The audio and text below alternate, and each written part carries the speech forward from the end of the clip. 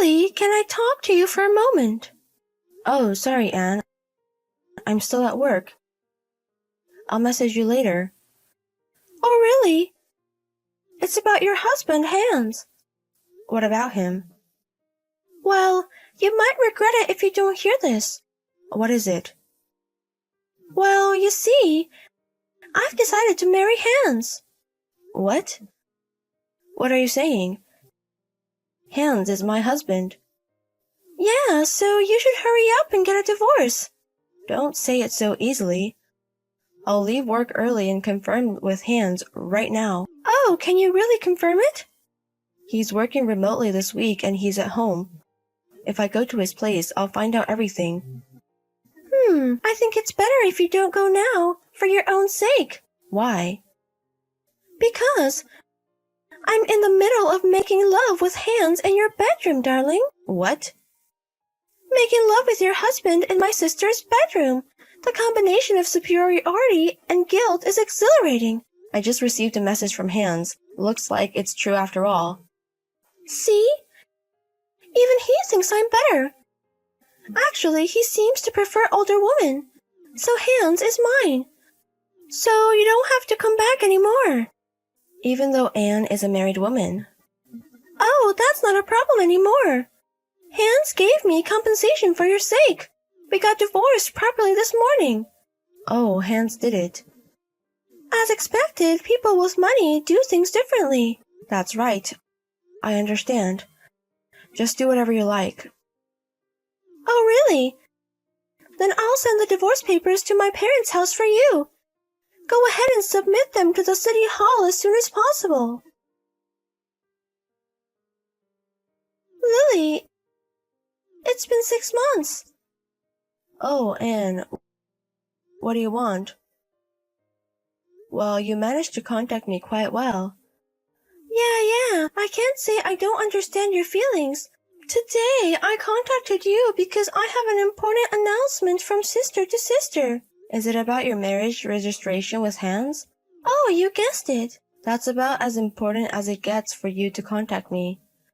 Oh, I see.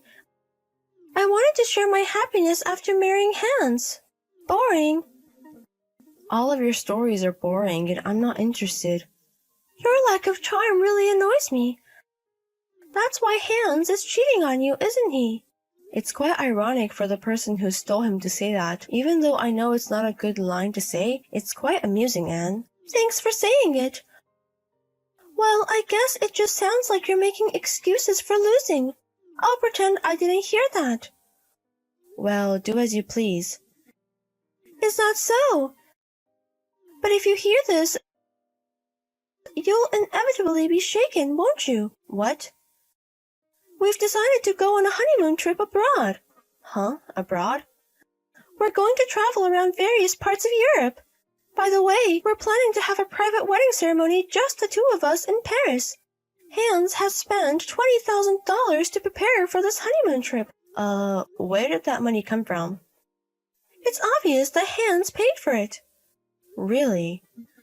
See, I knew you'd be jealous. No, it's not jealousy, more like I'm surprised. Both situations are pretty much the same for you. After all, you had a small wedding ceremony with only close family members, and you didn't even get to go on a honeymoon trip. It's completely different for me. It just goes to show the difference in how we're loved and valued. Well, it's your problem, so do as you please. Isn't it better not to waste too much money? Huh? Waste money? Such a word doesn't exist in Hans' dictionary. The compensation for me and your ex-husband, including your share, was a total of $70,000, and Hans paid for it, right? With such a large sum of money being involved, spending only $20,000 on a honeymoon trip and overseas wedding ceremony. Even though you have almost no savings and need to save money desperately, what on earth are you doing? What's that? Even if you're jealous, can't you use a slightly better word? I'm just telling the truth. You know, right? Hans has a ton of money. Huh? Whether it's $70,000 or $20,000, it's just a small amount of money to him. It would be cuter if you honestly said, I'm so jealous. Oh, really? Well, forget it. If that's what you're fine with, then I won't say anything anymore. You're trying too hard to sound meaningful. It's really ridiculous and pitiful. Go ahead and say whatever you want. I actually thought I was giving you a kind warning, but I've already cut ties with Anne, so it doesn't matter to me what happens to her. That's right, that's fine. Because our happiness makes you jealous, so please don't hold on to feelings for Hans forever, okay? Hey, Lily! We're in Paris now. We just pledged eternal love in a church, just the two of us. Oh really? You're not in the US anymore? So? Isn't it envy-inducing? No, not at all. Actually, I feel sorry for what's to come. Oh, come on, are you still saying that? Hans has a ton of money. It wouldn't be an exaggeration to say he has an unlimited amount of money. That's why he easily spent $20,000 on this honeymoon trip. Unlimited money? Even though he has no income? Huh? No income? Wait a minute, didn't you know? Hans is currently unemployed. Huh? Unemployed? Yeah, he's not working. Even if he starts working after our divorce, as I mentioned before, he'll be left with nothing after paying the alimony. He can't possibly just spend $20,000, such a large sum of money, like it's nothing. Hold on a second. What do you mean by Hans not working? Oh, I see. I thought you might not have known. What? Wait, tell me. He was fired from his job due to an affair with you.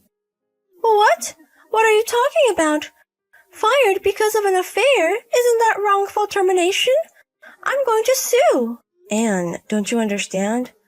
You even mentioned it yourself. Me? Hans was fooling around with you while he was supposed to be working from home, right? In other words, Hans was slacking off at work and having secret meetings with another woman. Huh? It seems that companies now have a way to monitor whether employees are actually working during remote work, so they can't get away with that kind of deception. And it wasn't just once or twice. It seems like it was happening frequently enough to affect his work. So he was caught red-handed and got fired for disciplinary reasons. In this scenario, he wouldn't receive any severance pay, and I really have no idea where he managed to get $20,000 for the honeymoon trip. Huh? So Hans staying at home all the time wasn't because of remote work, but because he's unemployed? Because he's unemployed. So, is it confirmed then? No way! Wait a minute. Hans is not some ordinary salaryman, you know? Huh? He works for a major company, and although I think his income was higher than the average salary in society, it's still impossible for him to casually spend $20,000 like that. Huh? Why? Is Hans an executive at a major company? Huh? Did you see his name on the company's website? Oh, maybe. Could it be a case of mistaken identity? The wrong person? It seems there's another person with a different spelling for the same last name and first name as the executive. No way! I mean Hans, who is still in his early 30s, being an executive at a major company? It doesn't seem like he was exceptionally talented or anything, so I find it hard to believe. That's impossible. So what was the purpose of me stealing Hans from you? Not only was it meaningless, but I also suffered a big loss. I was deceived. I don't need it. Take it back. I don't need it. Well then, I'll get back to work. Wait! Bye-bye. At this point, the honeymoon trip was cancelled.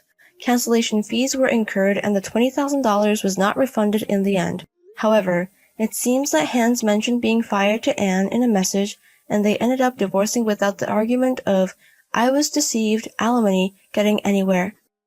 However, it turned out that the $20,000 for the honeymoon trip was actually Anne's debt.